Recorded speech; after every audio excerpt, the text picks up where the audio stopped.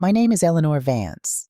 I am 68 years old, and if you saw me in the checkout line at the local grocery store, you wouldn't look twice.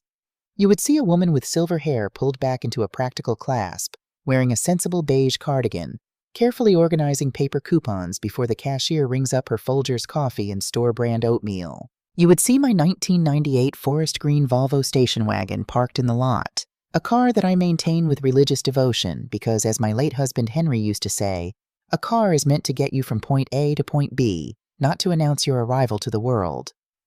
What you wouldn't see, and what I took great pains to ensure no one saw, was the reality of my financial existence. Henry and I were children of parents who had lived through hard times. We understood the value of a dollar in a way that seems entirely lost on the modern world. We didn't buy things to impress neighbors we didn't even like. Instead, 40 years ago, when Thomas was just a toddler, Henry and I took our meager savings and bought a massive tract of barren, undesirable land on the outskirts of a Texas town that nobody cared about. For decades, it was just dirt and scrub brush. We paid the modest property taxes every year and forgot about it. Then, 20 years ago, the suburban sprawl reached our dirt. That barren land suddenly sat directly in the path of a major commercial development. When we finally sold it to a real estate conglomerate, the sum was staggering. Millions. But Henry and I didn't upgrade our lifestyle. We didn't buy a mansion or luxury cars. We placed the money into a fiercely protected trust fund, heavily invested in boring, reliable index funds and municipal bonds. When Henry passed away 7 years ago from a sudden stroke, he left me not just with a broken heart, but with a fortress of financial security. I lived entirely off a fraction of the dividends. The principal remained untouched, growing quietly in the dark. I never told our son Thomas the true extent of this wealth. Henry and I had agreed early on, money ruins ambition. We paid for his college in full, a blessing few children get, but after that, we expected him to make his own way. Since Henry's passing, my life in our old 3-bedroom house in Boise had become a quiet routine. The house was too big for me, yes. The stairs made my knees ache on damp mornings, and the silence could sometimes feel as heavy as a wool blanket. But it was my house. The floorboards creaked in a language only I understood. The rose bushes in the backyard were planted by Henry's own hands. It was a museum of my life, and I was its devoted curator. Then came the weekend in late October. Thomas and his wife Jessica drove down from Seattle to visit. I remember the exact sound of their leased BMW pulling into my driveway, the crunch of the gravel under its heavy tires. Thomas, at 35, looked exhausted. He was a mid-level manager at a logistics firm, a boy who had always possessed a soft heart but a weak spine. He wore his stress in the dark circles under his eyes and the slight stoop of his shoulders. Jessica, on the other hand, stepped out of the car looking like she had just walked off a catalog page. She was 32, sharp-featured, with perfectly highlighted hair and a designer trench coat that cost more than my first car. I had always tried to love Jessica because Thomas loved her, but there was a calculation in her eyes that made me instinctively guard my purse. She was a woman who measured the worth of a room by glancing at the brand of its appliances. "Eleanor, oh, it's so good to see you," Jessica cooed, enveloping me in a cloud of expensive, heavy perfume. She hugged me a little too tightly, her perfectly manicured nails pressing into my sweater. "Hi, Mom," Thomas said, offering a warm but weary smile as he carried their matching leather weekender bags inside. The visit started normally enough. I roasted a chicken, mashed potatoes the way Thomas liked, and we sat around the oak dining table. But I noticed the way Jessica kept looking around. Her eyes scanned the peeling wallpaper near the baseboards, the slight water stain on the ceiling from a leak fixed 3 years ago, the worn fabric of the sofa. It wasn't a look of nostalgia. It was the look of an appraiser. After dinner, Thomas went out to the porch to take a work call, leaving Jessica and me in the kitchen. I was at the sink, washing dishes by hand, a chore I found meditative, when she leaned against the counter, holding a glass of Pinot Noir I had opened for them. "Eleanor, can we talk?" she asked softly. Her voice was laced with a thick, sugary concern that immediately put me on high alert. "Of course, dear. What is it?" I replied, scrubbing a roasting pan. "Thomas and I have been so worried about you," she began, placing a gentle, warm hand on my arm. "Living here all alone in this big house. It's just not safe. What if you fall? What if the furnace goes out in the middle of winter? You're completely isolated. I bristled slightly but kept my voice even. I am perfectly fine, Jessica. The neighbors are lovely and I have my routines. I know you're strong, she said quickly, her eyes widening with manufactured empathy. But it breaks Thomas's heart. He loses sleep worrying about you. He feels like a terrible son being a whole state away. That hit a nerve. If there was one vulnerability I had, it was Thomas. The thought of causing my son distress was the one thing that could override my common sense. She took a sip of her wine and moved in for the kill. We have a proposal. We want you to come live with us in Seattle. We want a real, multi-generational home. We're actually looking at a beautiful house in a gated community in Bellevue. It has a lovely guest suite on the ground floor. No stairs for your knees. You could be part of our daily lives. You wouldn't have to eat dinner alone anymore, Eleanor. I stopped scrubbing. I looked out the window into the dark backyard, unable to see Henry's rose bushes. Not eating dinner alone. It was a powerful, intoxicating promise to a widow. Seattle is expensive, I murmured, testing the waters. Jessica sighed, a delicate, practiced sound. It is. And if we're being completely honest, Thomas and I are stretching ourselves a bit to make this dream happen. But we figured, if you sold this house, the equity could go toward the down payment of the new place. It would be our family home. We'd take care of everything for you. You'd never have to worry about a leaky roof or a utility bill again. You would just rest and be loved. Thomas walked back into the kitchen just then. He looked at Jessica, then at me. She's right, Mom. We want you with us. Please, let us take care of you. I looked at my son's pleading eyes. I saw the little boy who used to hide behind my legs when it thundered. I saw a man asking his mother for help, disguised as an offer of salvation. The loneliness of the past 7 years suddenly felt like a physical weight pressing against my chest. I will think about it, I said quietly. Over the next month, the campaign was relentless. Jessica called me every other day. She sent me Zillow links to the beautiful house in Bellevue, pointing out the sunny bay window where I could put my knitting chair. She sent me pictures of Thomas looking stressed, followed by voice notes saying how much my presence would ease his burdens. They played me like a finely tuned instrument. They used my love, my isolation, and my maternal instinct against me. In mid-November, I finally broke. I called a local real estate agent and listed the Boise house. Because the market was hot, and because Henry and I had kept the bones of the house immaculate, it sold in less than 2 weeks to a young couple. The sale price was $480,000. When the closing date approached, Jessica called to excitedly offer the wire transfer details for their joint checking account. Just send the equity there, Eleanor, and we'll handle the closing on the Bellevue house next week, she chirped. But I am an old woman, not a foolish one. My heart may have been swayed by the promise of family, but my brain was still the one that had managed a multi-million-dollar portfolio for decades. I felt a faint, primitive alarm bell ringing in the back of my mind, a whisper from Henry saying, "Trust but verify." Instead of wiring the money to their account, I made a quiet phone call to my wealth manager, David, in New York. I instructed him to wire the exact amount of $480,000 from my trust fund directly to the Seattle Title Company to cover their down payment. Then I took the actual check from the sale of my Boise house and deposited it straight into the trust. On paper, Thomas and Jessica thought I had handed over every penny of my life savings. They thought I was arriving in Seattle with a few suitcases, some old furniture, and a completely empty bank account. They thought I was now entirely, utterly dependent on their goodwill. I packed up my life into boxes. I said goodbye to the creaking floorboards and the rose bushes. I climbed into the passenger seat of Thomas's BMW, leaving my trusty Volvo behind with a neighbor, and drove toward what I believed would be my final, peaceful chapter. I had no idea I was walking straight into a trap. The drive from Idaho to Washington State felt like crossing an invisible boundary line between the life I had known and a cold, uncertain frontier. When we finally pulled into the driveway of the Bellevue house, the Seattle sky was weeping a constant, dreary drizzle. The house itself was imposing. It was built in that modern farmhouse style that seems to have overtaken every wealthy suburb in America. Stark white board and batten siding, black window frames, and sharp, unforgiving angles. It looked less like a home and more like a photograph in an architectural magazine, a place designed to be looked at rather than lived in.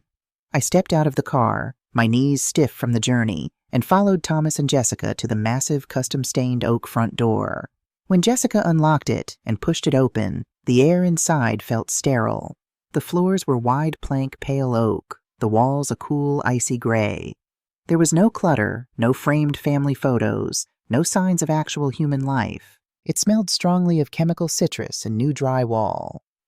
"Welcome to our forever home, Eleanor," Jessica announced, her voice echoing slightly in the cavernous, open-concept foyer. Her smile was tight, her eyes already darting around to see if our wet shoes were marking her pristine floors. "It's very grand," I managed to say, clutching my purse tightly to my chest. "Let me show you your room, Mom," Thomas said, his voice carrying a strange, nervous tremor. He picked up my 2 suitcases and led me away from the grand staircase, down a narrow hallway off the kitchen. I followed him, expecting to see the bright, sunny bay window Jessica had promised me on those endless phone calls. Instead, Thomas pushed open a hollow-core door at the very end of the hall, right next to the laundry room and the entrance to the 3-car garage. The room was no larger than a standard walk-in closet. A single narrow window looked directly out onto the neighbor's gray vinyl fence, letting in only a pathetic sliver of gray light. The bed was a simple twin size pushed flush against the wall to save space. There was no armchair, no bay window, no place for my knitting. A cold draft seeped in from the garage door nearby. I stood in the doorway, staring at the cramped space. The silence stretched between my son and me, thick and suffocating. Thomas swallowed hard, refusing to meet my eyes. He set the suitcases down at the foot of the narrow bed. It's just temporary, Mom. Just until we get the upstairs guest suite painted and furnished properly. Jessica ordered some custom drapes that are backlogged. You know how supply chains are right now." I looked at my son. The lie was so poorly constructed, so flimsy that it insulted my intelligence. But I was tired. I had just sold my home of 40 years. I had nowhere else to go. "Of course, Thomas," I said quietly. "This will do just fine." He let out a breath he had been holding, gave me a quick, awkward pat on the shoulder, and practically fled the room. I sat on the edge of the twin bed. The mattress was thin and hard. I listened to the hum of the washing machine through the wall, and for the first time since Henry died, I felt truly, desperately alone. The transition from honored guest to burdensome intruder did not happen overnight. It was a slow, agonizing erosion, executed with the precision of a water droplet wearing away a stone. Jessica was a master of the velvet-gloved slap, the microaggression disguised as household management. It started in the kitchen. I am an early riser. It's a habit born from decades of getting Thomas ready for school and Henry off to work. On my 3rd morning in Bellevue, I woke at 6 a.m., went to the kitchen and put on a pot of coffee and a small bowl of oatmeal. Jessica appeared at the edge of the kitchen island, tightening the belt of her silk robe. She didn't say good morning. Instead, she wrinkled her nose, staring at my saucepan. "Eleanor," she sighed, pinching the bridge of her nose as if enduring a terrible migraine. "The smell of boiled oats. It really travels in an open-concept house. It sinks right into the upholstery in the living room. And that coffee pot you brought from Idaho, it's so loud when it brews. Thomas and I are under a lot of stress with the new mortgage. We really need our sleep." "I'm sorry, Jessica," I said, my cheeks burning with a hot, humiliating flush. "I'll wait until you both are awake. Thank you. And actually, if you wouldn't mind just having yogurt or something cold in the mornings, it would just keep the house smelling fresh. I have clients over sometimes." By the 2nd week, my existence had been carefully boxed in. I was not allowed to adjust the thermostat, even when the Pacific Northwest dampness made my arthritic joints ache, because Jessica insisted the eco-friendly setting saved them money. I was told, with a tight, apologetic smile, to keep my bedroom door closed because my collection of vintage sweaters clashed with the minimalist aesthetic of the hallway. I began to shrink. I spent hours sitting on that hard twin bed, reading library books, trying to make myself as small and silent as possible. I felt like a ghost haunting a house I had paid for. And Thomas? Thomas was a ghost of a different sort. He threw himself into his work, leaving before I was allowed to make my coffee and returning long after Jessica had ordered takeout from expensive bistros. When he was home, he drank. He poured heavy glasses of scotch, stared at his phone, and pretended not to notice the tension humming in the air.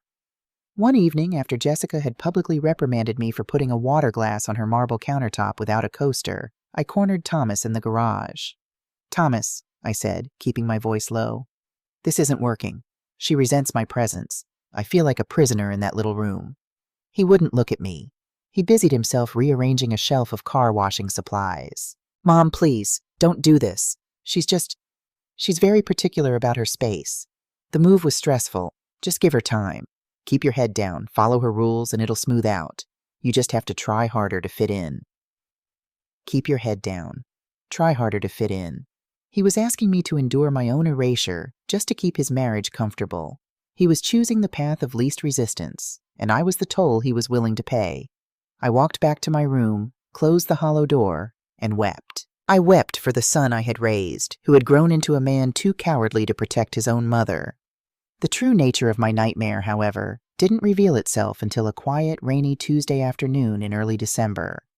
Jessica had left the house for a 2-hour Pilates class, followed by an appointment at a luxury salon. Thomas was at the office. I was alone in the quiet, echoing house. I walked out to the mailbox at the end of the long driveway. Among the glossy catalogs and utility bills was a thick, heavy manila envelope addressed to Jessica Vance. The return address caught my eye. Evergreen State Care Planners, Medicaid and Elder Transition Specialists. Usually I would never invade another person's privacy, but the word elder snagged in my mind like a fishhook. Given the tension in the house, a sudden cold paranoia washed over me. My hands trembling slightly, I took the envelope to the kitchen island. The flap was barely sealed. With a butter knife, I gently pried it open. I slid the contents out onto the pristine quartz countertop. First came a stack of glossy, depressing brochures. They were for nursing facilities around the state. Not the resort-like retirement communities with golf courses and swimming pools, but the grim, state-funded institutions. The places with linoleum floors, fluorescent lighting, and shared rooms. Shady Pines Care Center, Valley View Subacute Facility. Underneath the brochures was a printed email thread. I recognized Jessica's email address at the top. I pulled my reading glasses from the chain around my neck and began to read. The emails were exchanged between Jessica and a state care consultant named Barbara. From Jessica Vance. Date, November 3rd, 3 weeks before I sold my house. Subject, urgent. Placement for indigent mother-in-law. Hi, Barbara. As we discussed on the phone, my mother-in-law, Eleanor, will be moving to Washington State at the end of the month. She has recently sold her home in Idaho to help us with a down payment and will have 0 remaining liquid assets. She is completely financially dependent on us. Given her age, 68, and her lack of assets, I need to know the fastest timeline to get her qualified for Medicaid-subsidized long-term care.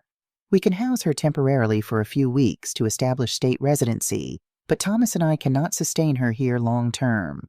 She is becoming a burden, and we need her transitioned to a state facility by mid-January at the latest. Can you confirm that since she gifted us the house money, she won't trigger the Medicaid 5-year look-back penalty if we claim financial hardship? I stopped reading. The air in the kitchen felt suddenly thin, as if the oxygen had been sucked out of the room. I had to grip the edge of the marble island to keep my knees from buckling. I read the date again. November 3rd. This wasn't a case of a living arrangement simply not working out. This wasn't a clash of personalities or a daughter-in-law who was just particular about her space. This was a premeditated trap. Jessica had never intended for me to live here. She had never intended for me to have the sunny bay window. The plan from the very beginning was to drain me of the equity in my Boise home, the money they desperately needed for this ostentatious house, and then discard me into a destitute, taxpayer-funded facility the moment the check cleared. They brought me here to strip me bare and throw me to the state. And Thomas? Did Thomas know? I stared at the paperwork, my heart hammering against my ribs. We can house her temporarily for a few weeks to establish state residency. She is becoming a burden. I thought about Thomas looking at the floor in the hallway. I thought about him telling me to keep my head down. He knew. He had to know. Perhaps he hadn't engineered the plan, but he had stood by and let his wife lead his mother to the slaughterhouse. He had traded his mother's dignity for a down payment on a house he couldn't afford. A profound, shattering grief tore through me. It was a physical pain, sharp and agonizing, mourning the complete loss of the family I thought I had. I stood in that cold kitchen for a long time, letting the tears fall hot and silent down my wrinkled cheeks. But then something remarkable happened. The grief burned itself out, leaving behind nothing but cold, gray ash. And from that ash, a different emotion began to rise. It wasn't sorrow. It wasn't even anger. Not the chaotic, screaming kind. It was absolute, crystalline clarity. I was 68 years old. I had survived the loss of the love of my life. I had managed a quiet empire for 2 decades. I was Eleanor Vance, and I had a trust fund worth over $8 million sitting untouched in a New York bank. Jessica thought she had outsmarted a naive, penniless old widow. She thought I was a helpless bird locked in her cage. She didn't realize she had just locked herself in a cage with a lioness. I carefully folded the emails and the brochures. I took my phone from my pocket and took clear, high-resolution photographs of every single page. Then I placed the papers back into the manila envelope, sealed it precisely the way I had found it, and returned it to the stack of mail on the entryway table. I walked back to my cramped, cold room. I sat on the hard twin bed. I didn't read my library book. I didn't knit. I sat perfectly still, listening to the rain beat against the small window, and I began to plan. The game had changed, and Jessica Vance was going to learn a very hard lesson about the women of my generation. We might look soft, we might stay quiet, but we never, ever forget how to survive. The 3 weeks leading up to Thanksgiving were a masterclass in acting. If Jessica was playing the role of the burdened, saintly daughter-in-law, I was giving an award-winning performance as the frail, oblivious widow. I kept to my cramped room. I ate my cold yogurt in the mornings. I spoke only when spoken to, offering polite, vacant smiles. But behind the closed hollow-core door of my room, I was busy. I purchased a prepaid, untraceable burner phone from a local pharmacy during one of my allowed daily walks. I used it to call David, my wealth manager in New York. I told him exactly what was happening. David, who had known Henry and me for 20 years, was quietly furious. "Say the word, Eleanor, and I will have a team of litigators descend on that house like a plague of locusts," David said, his usually measured voice tight with anger. "No, David," I replied, staring out at the gray vinyl fence. "Litigation is noisy. I don't want noise. I want a surgical extraction, and then I want leverage. First, I need you to find me a place to live. Not a hotel, a luxury, fully furnished executive apartment in downtown Seattle, a place with impenetrable security." "Done," he said. "What else?"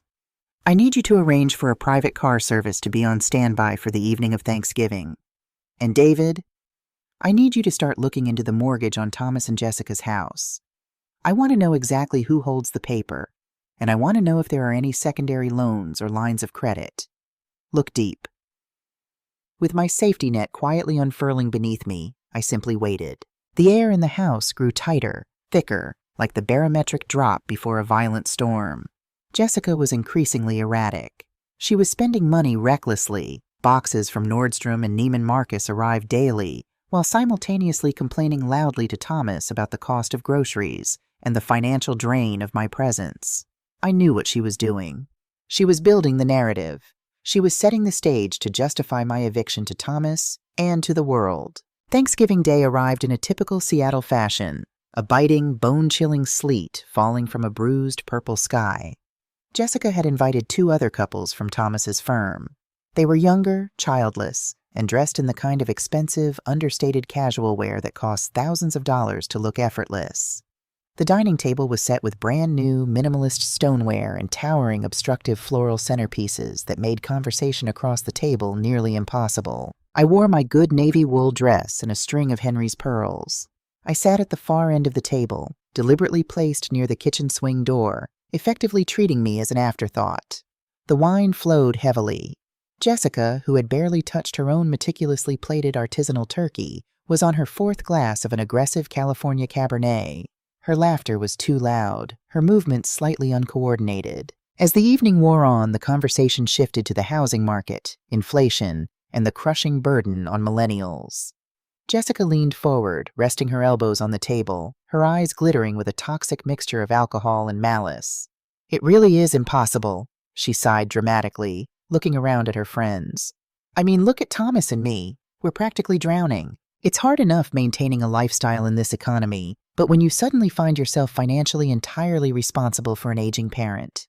She let the sentence trail off, gesturing vaguely in my direction with her wine glass. The other couples shifted uncomfortably in their seats, casting pitying, awkward glances at me. Thomas stared intensely at his half-eaten mashed potatoes, his jaw clenched tight. "It's a sacrifice, of course," Jessica continued, her voice rising to ensure everyone heard her martyrdom.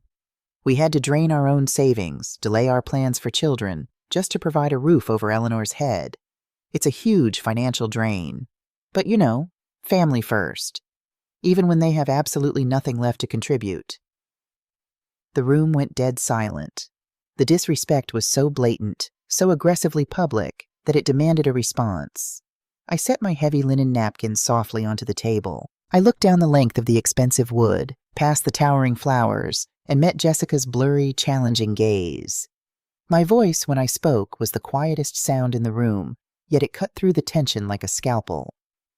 "That is remarkably generous of you, Jessica," I said evenly, "especially considering that the entire $480,000 down payment for this house came exclusively from the sale of my property in Boise. So in a very real sense, I suppose I am the one hosting you this evening. Please have another glass of wine in my home." Someone at the table actually gasped. One of Thomas's colleagues choked on his water. Jessica's face drained of color, then violently flushed a mottled, ugly red. The mask had not just slipped, it had shattered into 1,000 jagged pieces. Her friends were staring at her, wide-eyed, doing the mental math of the massive lie she had just been caught in. "You," Jessica stammered, her hands gripping the edge of the table so hard her knuckles turned white. "How dare you, you ungrateful, crazy old bat! You have dementia. You don't know what you're talking about." "Mom, please," Thomas finally spoke, his voice a pathetic, reedy whisper. "Don't do this right now." "Thomas!" Jessica shrieked, standing up so violently her chair tipped backward and crashed onto the oak floor. "Get her out! I want her out of my house right now. She is insane. She is toxic. She is ruining Thanksgiving." The guests, recognizing a nuclear meltdown, scrambled to their feet, offering hasty, terrified apologies as they grabbed their coats and practically ran for the front door. Within 2 minutes, the house was empty except for the three of us. Jessica was hyperventilating, pacing the length of the dining room. "Get your things," she hissed at me, her eyes manic. "You are not sleeping in this house tonight. You are leaving. Now." "It is 34 degrees and sleeting outside, Jessica," I stated calmly, remaining seated. "I am a 68-year-old woman. Where exactly would you like me to go at 9 o'clock at night?" "I don't care. Go to a homeless shelter. Go sit at a bus stop. You are a dangerous, manipulative liar and you are trespassing." I turned my head and looked at my son. Thomas was standing by the kitchen island, his hands buried deep in his pockets. He looked like a man watching a car crash, paralyzed by the horror of it, yet entirely unwilling to step onto the road to help. "Thomas," I said. My voice broke, just a fraction. It was the only crack in my armor all night. "Are you going to let your wife throw your mother out into the freezing rain?" Thomas looked at the floor. He swallowed hard. A tear slipped down his cheek, but he did not move toward me. He walked to the entryway closet, pulled out my heavy wool winter coat, and walked back to the dining room. He held it out to me, his hands shaking. "I'm sorry, Mom," he whispered, his voice cracking. It's her house, too. I can't stop her. Please, just go. I'll pay for a motel for a few nights until we figure out the state facility." That was it. That was the moment my son died to me. The boy I had raised, the boy Henry had loved, was gone, replaced by this hollow, terrified shell of a man who would hand his mother her coat to survive a freezing night rather than stand up to his abuser. I stood up. I didn't snatch the coat. I took it from him with agonizing slowness, slipping my arms into the sleeves, buttoning it up to my chin. "You don't need to pay for a motel, Thomas," I said, my voice now devoid of any warmth, any motherly affection. "Keep your money. It seems you need it far more than I do." I walked back to my cramped room and retrieved my small leather overnight bag, which I had secretly packed 3 days ago. I slung my leather purse over my shoulder and walked back out to the foyer. As I reached for the front doorknob, Jessica suddenly lunged forward. She grabbed the strap of my purse, her manicured nails digging into the leather. "Oh, no, you don't," she snarled, her breath smelling of stale wine. "You are not in your right mind. You have dementia. You're a danger to yourself. I am keeping your purse and your ID for your own protection until the state takes custody of you." "Let go of my bag, Jessica," I commanded, my voice dropping an octave. carrying the icy authority of a woman who had managed boardrooms full of arrogant men. "Thomas, call 911, she screamed, wrestling with the strap. "Tell them an elderly woman with severe dementia has broken into our house and is becoming violent. Tell them she's a danger." Thomas, entirely broken, actually pulled out his phone and dialed. I didn't panic. I didn't pull back or engage in a tug-of-war like a common brawler. I simply let the strap slide off my shoulder, letting Jessica stumble backward with the heavy purse clutched to her chest like a prize. "Keep it," I said coldly. "The wallet inside is empty. I moved my identification and my credit cards to my coat pocket an hour ago." Her face fell, twisting into a mask of pure, frustrated hatred. 10 minutes later, the flashing red and blue lights of a Bellevue police cruiser cut through the sleet, illuminating the austere white siding of the house. 2 officers stepped up to the porch, their rain slickers gleaming. Jessica threw open the door before they could knock. She immediately launched into a hysterical, sobbing performance. "Officers, thank God you're here. My mother-in-law, she's not well. She has severe dementia. She's been having delusions about money. She's hostile, and she's trying to wander out into the freezing rain. We've been trying to keep her safe, but she's out of control." The older of the 2 officers, a burly man with a graying mustache, stepped inside, taking in the chaotic scene. The overturned dining chair, Jessica's tear-streaked face, Thomas cowering in the background, and me, standing calmly by the door in my buttoned coat. He approached me cautiously, adopting the gentle, slightly patronizing tone people use with toddlers and the elderly. "Ma'am, are you all right? Can you tell me your name and where you are right now?" I stood up perfectly straight. I looked the officer directly in the eye. "My name is Eleanor Vance," I said, my voice crystal clear, steady, and perfectly modulated. "I am 68 years old. The current date is Thursday, November 26th. I am currently standing in the foyer of a home located at 4420 Oak Ridge Lane, Bellevue, Washington. The home was purchased a month ago, financed entirely by a $480,000 down payment that I provided." The officer blinked, surprised by the sharpness of my response. I reached slowly into my coat pocket and produced my Washington State ID card, handing it to him. "As you can see, officer, I am entirely lucid. I am not a danger to myself or anyone else. I am simply a guest who has just been verbally abused and illegally evicted by my daughter-in-law." "She's lying! She's crazy!" Jessica screamed from the hallway. The officer looked at my ID, then at Jessica, then back at me. His demeanor shifted instantly from patronizing to respectful. He had been a cop long enough to recognize the difference between a medical emergency and a nasty domestic dispute. "Ma'am," he said, handing my ID back, "you clearly have your wits about you. But if the homeowners are asking you to leave, it becomes a civil matter. Do you have somewhere safe to go tonight? The weather is brutal. We can take you to a shelter or call a cab." "That won't be necessary, officer," I said. "My transportation is already here." Right on cue, the heavy, smooth hum of a massive engine rolled up the driveway. Through the open front door, past the police cruiser, pulled a pristine, jet-black Lincoln Navigator. The driver, a tall man in a dark suit holding a large black umbrella, stepped out into the sleet and walked up the driveway, stopping respectfully at the edge of the porch. "Mrs. Vance?" the driver asked, his voice carrying over the rain. "Mr. Sterling sent me. The apartment is ready, and the heat is on." Jessica stopped breathing. Thomas took a step forward, his eyes wide, staring at the luxury vehicle that cost more than his yearly salary. The police officers exchanged a bewildered look. I turned back to my son and his wife. "You assumed my silence meant I was weak," I said, my voice carrying no anger, only a profound, freezing finality. "You assumed my age meant I was stupid. You took my home and you tried to take my dignity." I looked at Thomas. "Goodbye, Thomas. I hope this house was worth the price of your soul." I didn't wait for a response. I walked out the front door, stepping smoothly under the protective canopy of the driver's umbrella. He opened the heavy door of the Navigator for me, the plush leather interior glowing with a warm, inviting light. As the SUV backed down the driveway and pulled away into the dark, stormy night, I looked out the tinted window one last time. I saw Jessica standing in the doorway, clutching my empty purse, her face a portrait of utter, terrified confusion. I saw the police officers asking her to step back inside, and I saw Thomas, standing exactly where I had left him, a small, pathetic man swallowed by a house that was about to become his tomb. I leaned back against the heated leather seat, pulled my burner phone from my pocket, and sent David a single text message. I'm out. Begin phase 2. The executive apartment David had secured for me was located on the 24th floor of a steel and glass tower overlooking Elliott Bay. When I woke up the morning after Thanksgiving, the first thing I noticed was the absolute pristine silence. There was no washing machine humming through a thin wall. There was no heavy, anxious footfall of a son avoiding his mother. I threw off the heavy down comforter and walked out into the expansive living space.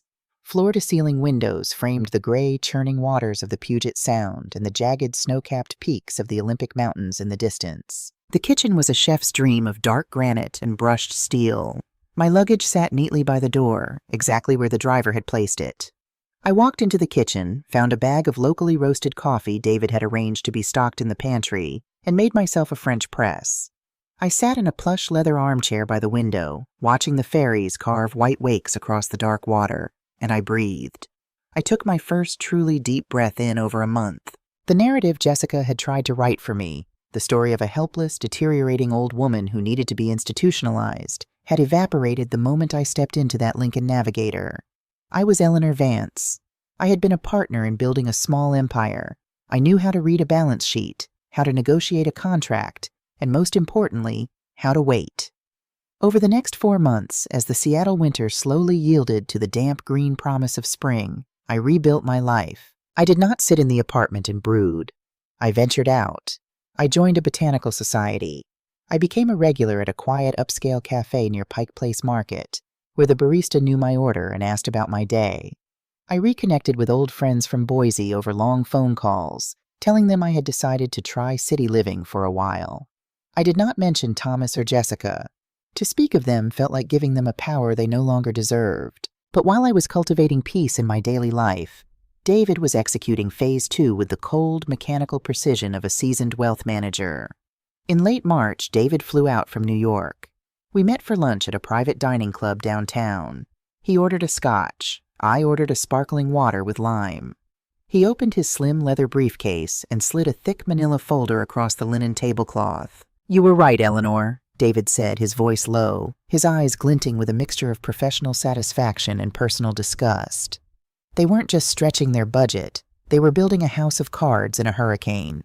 I opened the folder. It was a comprehensive financial dossier, legally obtained through public records, credit checks, and David's extensive network of banking contacts. Walk me through it, I said, putting on my reading glasses. When you sold your house in Boise, David explained, tapping a manicured finger on a spreadsheet, the $480,000 went entirely to the down payment of the Bellevue property, but they bought a house that cost $1.5 million. Thomas's salary at the logistics firm is respectable, but it's not Bellevue Mansion respectable. And Jessica's spending habits are pathological. He flipped to the next page. She has maxed out 4 premium credit cards, designer clothes, high-end furniture, spa memberships. To afford the monthly mortgage payments and the property taxes, Thomas was quietly draining his 401k, taking the early withdrawal penalties, but that well dried up in January. I looked at the numbers. It was a terrifying portrait of modern financial desperation, the desperate need to appear wealthy while secretly drowning in debt. What is their current status? I asked. Critical, David replied, taking a sip of his scotch. 2 weeks ago, Thomas went to a branch of Pacific Standard Bank. He tried to apply for a home equity line of credit, a HELOC, to consolidate Jessica's credit card debt and get some breathing room. He thought the house had appreciated enough to save him. And? The loan officer didn't just deny the HELOC. David smiled thinly. He informed Thomas that because he had missed his last 3 primary mortgage payments, the bank had officially initiated pre-foreclosure proceedings. They are 90 days away from having the house auctioned off on the courthouse steps. They are functionally bankrupt, Eleanor. I sat back in my chair, looking out the window at the bustling city below. I thought about Jessica pouring expensive wine at Thanksgiving, boasting about her sacrifice. I thought about Thomas, handing me my winter coat, willing to sacrifice my safety to preserve the illusion of his success. They had stolen my sanctuary not to build a family, but to briefly plug a hole in a sinking ship of their own making. If the bank forecloses, they lose everything, I murmured. The equity from my Boise house, it will be wiped out by the bank's fees and the fire sale price. Exactly, David said. Unless, of course, the bank's debt is satisfied. I looked at David. An idea, cold and brilliant, had been forming in the back of my mind for weeks. Now, looking at the absolute ruin my son had brought upon himself, the idea crystallized into a concrete plan. David, I said slowly, tracing the rim of my water glass, if a bank holds a non-performing loan, a mortgage in default, they often sell that bad debt to third-party collection agencies or private investors for pennies on the dollar, just to get it off their books, correct? David's eyes widened slightly as he caught my drift. Yes, it's called an assignment of mortgage. It happens every day in the commercial sector. I want the Vance Family Trust to purchase the mortgage on 4420 Oak Ridge Lane, I stated, my voice as hard as the granite countertops in my apartment. I don't want to buy the house from Thomas. I want to buy his debt from the bank. I want to be the entity holding the paper. I want to be his creditor. David let out a low whistle. Eleanor, that is ruthless. If the trust owns the debt, the trust has the legal right to proceed with the foreclosure. You would literally be his landlord and his executioner. I am not an executioner, I corrected him smoothly. I am simply protecting the initial investment I made with the Boise funds. It is a strictly business decision. David nodded, a slow smile spreading across his face. I can make the calls tomorrow. Pacific Standard will be thrilled to offload a defaulting jumbo loan. We can buy the paper for a discount. Good, but there is one more thing, I said. Pulling out my iPad and opening a real estate app, I turned the screen toward him. It was a listing for a house on Oak Ridge Lane in Bellevue. It wasn't a modern farmhouse. It was a charming, single-story, mid-century brick ranch with a meticulously landscaped garden and a wide, welcoming front porch. This property went on the market yesterday, I said. It is an estate sale. The owner passed away. It is being offered for $1.2 million, as is. David squinted at the screen, then looked at the address. He looked up at me, his jaw slightly slack. Eleanor, this address, 4421 Oak Ridge Lane.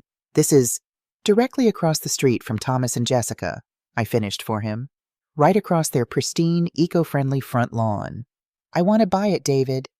Cash offer, 20% over asking, no contingencies, 14-day closing. Use the trust. Keep my name off the public deed until the paperwork is finalized. David stared at me for a long moment, completely speechless. Then he let out a bark of genuine laughter. He closed his briefcase and signaled for the check. Eleanor Vance, he said, shaking his head in profound respect. Henry always said you were the dangerous one in the family. I will have the cash offer submitted within the hour, and I will begin negotiating the acquisition of your son's mortgage. The next month was a whirlwind of legal maneuvers executed with absolute secrecy. My cash offer on the brick ranch across the street was accepted immediately. The closing was swift and silent. Meanwhile, David's team of corporate lawyers approached Pacific Standard Bank. Through a shell corporation managed by the trust, we purchased the non-performing loan on Thomas's house.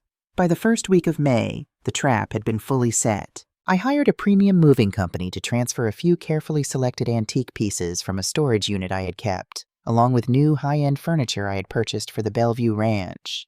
I did not move in immediately. I waited for the perfect day. I chose a Tuesday. I knew Jessica's schedule. Tuesdays were her days for self-care. A morning at the country club she was desperately trying not to get kicked out of for unpaid dues, followed by an afternoon of shopping she could no longer afford. Thomas would be at the office, sweating through another day of avoiding calls from debt collectors. I arrived at 4421 Oak Ridge Lane at 10 in the morning. The spring air was crisp, the sky a brilliant cloudless blue. The movers were efficient, carrying my mahogany dining table and my vintage velvet reading chairs into the beautiful sunlit rooms of my new home. I walked out onto my wide front porch and leaned against the sturdy brick column. I looked across the quiet, manicured street. There it was, 4420 Oak Ridge Lane, the stark white modern farmhouse. It looked different to me now. It didn't look grand or intimidating. It looked hollow. The lawn was slightly overgrown because Thomas had fired the landscaping service to save money. The massive oak front door, the one Jessica had guarded so fiercely, now belonged to me. Every nail, every plank of pale oak flooring, Every shard of quartz in that kitchen was legally collateral, held by the Eleanor Vance Trust. I imagined Jessica pulling into her driveway later that afternoon. I imagined her noticing the moving truck across the street. I imagined the absolute, unadulterated horror she would feel when she saw the silver-haired woman in the sensible cardigan standing on the porch, holding a steaming mug of tea, watching her. I had been told to keep my head down. I had been told to make myself small. I had been thrown out into the freezing rain because I was deemed a penniless burden. Now my roots were deep in the ground, and I owned the very earth they stood on. It was time for the neighborhood to meet the real Eleanor Vance, and it was time for Thomas and Jessica to pay their rent. The psychological unraveling of Jessica Vance began precisely at 4:15 p.m. that Tuesday. I was sitting on my new front porch, a cup of Earl Grey tea resting on the small wicker table beside me, a cashmere throw draped over my legs. The spring afternoon was golden. I watched as the leased BMW turned onto Oak Ridge Lane and pulled into the driveway across the street. Jessica stepped out. She was wearing designer yoga pants and carrying 3 large shopping bags from a high-end boutique in downtown Seattle. She kicked the car door shut with her heel and turned toward her house. And then she saw me. She stopped dead in the middle of her driveway. The shopping bag slipped from her fingers, landing on the concrete with a soft thud. Even from 100 feet away, I could see the color completely drain from her face. She looked at me, sitting serenely on the porch of the $1 million brick ranch. She looked at the vintage Volvo parked neatly in my new driveway. She looked back at me. I did not wave.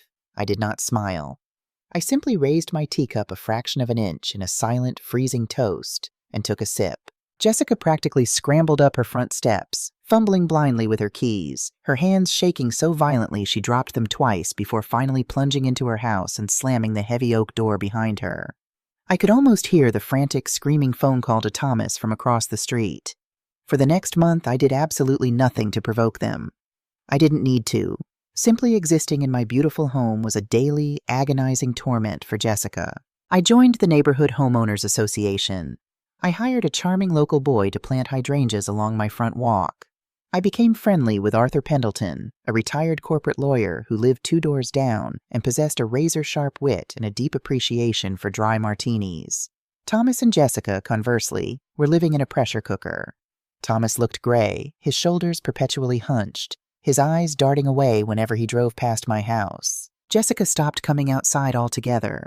The blinds on their front windows were drawn tight all day, giving their modern farmhouse the appearance of a pale, blind ghost. But hiding could not stop the clock. The 90-day grace period on their defaulted mortgage was rapidly evaporating. The climax arrived on a warm Saturday in late June, during the annual Oak Ridge Lane summer block party. The HOA president had organized a catered barbecue on the large communal green space at the end of our cul-de-sac. White tents were set up, children were running through sprinklers, and the adults stood in small clusters, holding plastic cups of wine and local craft beer. I attended with Arthur, wearing a tasteful linen sundress, carrying a plate of homemade lemon bars that were quickly becoming famous on the block. I expected Thomas and Jessica to stay hidden, but desperation makes people do foolish things. Jessica, perhaps fueled by a need to reclaim her crumbling social standing, arrived halfway through the afternoon, dragging Thomas behind her. She had dressed aggressively, a stark white designer jumpsuit, her hair perfectly blown out, a rigid, unnatural smile plastered on her face. She immediately began working the crowd, laughing too loudly, touching her neighbor's arms, desperately projecting an image of effortless wealth and stability. Arthur leaned toward me, taking a sip of his beer. "She looks like a woman tap dancing on a landmine, Eleanor," he murmured astutely. I watched as Jessica slowly maneuvered her way toward the center of the gathering, where the HOA board members were standing. She knew I was there. I could see her eyes tracking me. She was preparing a preemptive strike, hoping to publicly humiliate me and paint me as a deranged stalker before I could expose her. "It's just been so stressful," I heard Jessica say loudly to a group of neighbors, her voice designed to carry. The chatter around her died down. "You know, Thomas and I are all about family, but sometimes you have to draw boundaries for your own safety." Several neighbors exchanged uncomfortable glances. Arthur raised an eyebrow at me. "It's terrible when mental decline makes people aggressive," Jessica continued, playing the tragic victim to the hilt. She gestured vaguely in my direction. We had to ask Thomas's mother to leave our home last Thanksgiving. She was having severe delusions, becoming violent. We offered to put her in a wonderful facility, but she ran off. And now, now she's inexplicably bought the house across the street to harass us. It's a nightmare. We're actually speaking to our lawyers about a restraining order. A heavy, awkward silence fell over the green space. People looked at me, then back at Jessica, unsure of what to do with this horrific public airing of family laundry. Thomas was staring at the grass, looking like he wanted the earth to open up and swallow him whole. It was time. I handed my plate of lemon bars to Arthur. I smoothed the skirt of my linen dress, stepped out from the shade of the tent, and walked directly into the center of the crowd. The neighbors parted for me like the Red Sea. I stopped 6 feet from Jessica. She lifted her chin, trying to maintain her defiant glare, but I could see the pulse jumping erratically in her neck. "Hello, Jessica." "Hello, Thomas," I said smoothly. My voice was calm, carrying no anger, only the heavy, undeniable weight of absolute authority. "Don't speak to me," Jessica snapped, her voice trembling. "Everyone knows you're unwell, Eleanor. Go back to your house before I call the police again." "I'm perfectly well," I replied to the crowd, offering a warm, reassuring smile to my neighbors. "And I apologize for this public disturbance. However, since my daughter-in-law has decided to discuss my mental health and my finances in a public forum, I feel it is only fair to correct the public record." I reached into the large leather tote bag hanging from my shoulder and pulled out a thick, legal-sized manila envelope. I held it out toward Thomas. "I did not buy the house across the street to harass you, Jessica. I bought it because I like the neighborhood," I said, my eyes locking onto Thomas's terrified face. "However, there is another piece of property on this street that I have recently acquired an interest in." Thomas didn't move. His hands were glued to his sides. "Take it, Thomas," I said quietly. Slowly, as if moving underwater, Thomas reached out and took the envelope. He opened the clasp with shaking fingers and pulled out the legal documents inside. "What is that?" Jessica demanded, her voice shrill, trying to snatch the papers from him. "Thomas, what is she giving you?" Thomas stared at the top page. His face went entirely slack. All the blood rushed from his cheeks, leaving him looking like a corpse. He couldn't speak.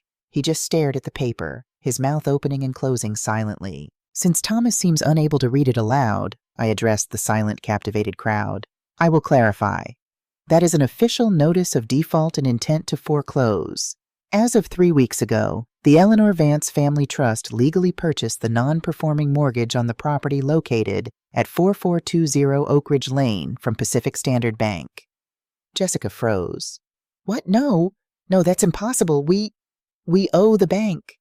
"You did," I corrected her gently. "Now you owe me. You are 4 months behind on your payments, Thomas. You drained your retirement accounts to fund a lifestyle you could not afford, and when you ran out of money, you tried to steal my life savings by tricking me into selling my home, intending to dump me in a state-run Medicaid ward the moment the check cleared." A collective gasp rippled through the neighbors. Arthur Pendleton let out a low whistle. "You lied!" Jessica screamed, pointing a manicured finger at me, her face contorted in absolute rage. "You told us you were broke. You set us up." "I never said I was broke, Jessica," I replied, my voice dropping to a freezing whisper. "You assumed I was broke because I don't wear my bank account on my sleeve. You saw an old woman in a sensible car and assumed I was prey. But I am not prey. I am your creditor, and your 90-day grace period expired yesterday." Jessica looked wildly around at the crowd. She saw no sympathy, no pity. She saw only the disgusted, judging eyes of the wealthy neighbors she had spent months trying to impress. Her carefully constructed facade of superiority had been nuked from orbit. She had been exposed not just as a fraud, but as an elder abuser. She turned on Thomas, her face twisted in a vicious sneer. "Do something! Defend me! This is your mother!" Thomas finally looked up from the papers. He looked at the wife he had compromised his soul to keep, and then he looked at me. The absolute ruin of his life finally crashed down upon him. "It's over, Jess," Thomas choked out, dropping the foreclosure notice onto the grass. "We're done. We have nothing." Jessica let out a sound that was half scream, half sob. She turned and sprinted away from the gathering, her white heels sinking into the grass, fleeing back to the dark, empty house she no longer owned. The block party slowly dissolved after that. People murmured their support to me, their eyes wide with newfound respect, before drifting back to their own homes. Arthur walked me back to my porch, poured me a fresh cup of tea, and patted my hand before leaving me to the quiet of the evening. 3 weeks later, the moving truck returned to the house across the street. But this time, it was to pack Jessica's things. The neighborhood gossip mill confirmed that she had filed for divorce, furious that Thomas was no longer a viable meal ticket, and had moved into a cramped apartment downtown. Thomas stayed behind, living out his final days in the empty house before the formal eviction took effect. On a rainy Tuesday evening, exactly 8 months after that terrible Thanksgiving night, my doorbell rang. I opened it to find Thomas standing on my porch. He looked 10 years older. He was wearing a cheap, wrinkled suit. He carried a single cardboard box containing a few personal items. "Hi, Mom," he said, his voice raw and exhausted. "Hello, Thomas." I did not invite him in. I stood in the doorway, the warm light of my foyer casting long shadows across the porch. Your lawyers, they finalized the deed in lieu of foreclosure today," he said, staring at his shoes. "I'm handing over the keys. The house is yours. Completely." "I know," I said. "I received the email from David this afternoon." Thomas swallowed hard, his Adam's apple bobbing. He finally looked up into my eyes. "Mom, I am so sorry. For everything. For Jessica. For what I let her do to you. I was weak. I was terrified of losing her, and I lost myself instead. I have nothing left. No wife, no house, no savings. I'm moving into a motel tonight." He paused, a desperate, pathetic hope flickering in his eyes. He was waiting for the mother in me to override the businesswoman. He was waiting for me to open the door, take his box, and tell him he could sleep in my spare room. He was waiting for the bailout. I looked at my son. I felt the sharp, aching sting of a mother's grief, mourning the little boy he used to be. But the woman I was now, the woman forged in the fire of his betrayal, knew that saving him would only destroy him further. "I forgive you, Thomas," I said quietly, and I meant it. The anger had burned away months ago. But forgiveness does not mean freedom from consequences. I reached to the console table inside my door and picked up a crisp blue legal folder. I handed it to him. "What is this?" he asked, his hands shaking as he took it. "It is a copy of my last will and testament, updated and finalized last week," I explained. "I want you to have a copy so there are no surprises and no false hopes when I am gone." Thomas opened the folder. He read the first page, his eyes scanning the legal jargon until he hit the core provision. His breath hitched. You're leaving everything to the Elder Care Defense Fund?" he whispered. "The entire trust. Millions. Every penny," I confirmed, my voice steady. "They are an organization that provides free legal aid to vulnerable seniors who are targeted by predatory relatives." I thought it was a fitting legacy. "But Mom," Thomas looked up, his eyes filling with tears. "I'm your son. I'm your only family. You made your choice about what family meant to you last November, Thomas, when you handed me my coat in the freezing rain," I said, my voice gentle but entirely unyielding. "I paid for your education. I gave you the foundation to build a life. What you did with it was your responsibility. If you want to rebuild your life now, you will do it with your own 2 hands. You will not do it with Henry's money, and you will not do it at my expense." Thomas stared at me. He looked for a crack, a hesitation, a sign of weakness. He found none. He closed the folder, tucked it under his arm, and nodded slowly. He finally understood. The umbilical cord was permanently cut. "Goodbye, Mom," he whispered. "Goodbye, Thomas. Be a better man than you were yesterday." I closed the heavy oak door. I engaged the deadbolt. I walked through my beautiful, quiet house, turning off the lights one by one until I reached my bedroom. The next morning I woke up early. I made my coffee and walked out to my front garden. The hydrangeas were blooming beautifully, large orbs of vibrant blue and purple. Across the street, a crew of contractors had already arrived at the empty modern farmhouse. They were tearing out the barren eco-lawn, preparing to plant a vibrant, welcoming garden before my real estate agent put the property back on the market. I sat on the wooden bench under my porch, feeling the warmth of the morning sun on my face. I was 69 years old. I was a widow, and I was, for all intents and purposes, a mother without a son. Yet as I sipped my coffee and listened to the birds singing in the old oak trees, I realized I had never felt more alive, more secure, or more entirely powerfully myself. I had protected my sanctuary. I had defended my peace. I am Eleanor Vance, and my house is built on very solid ground.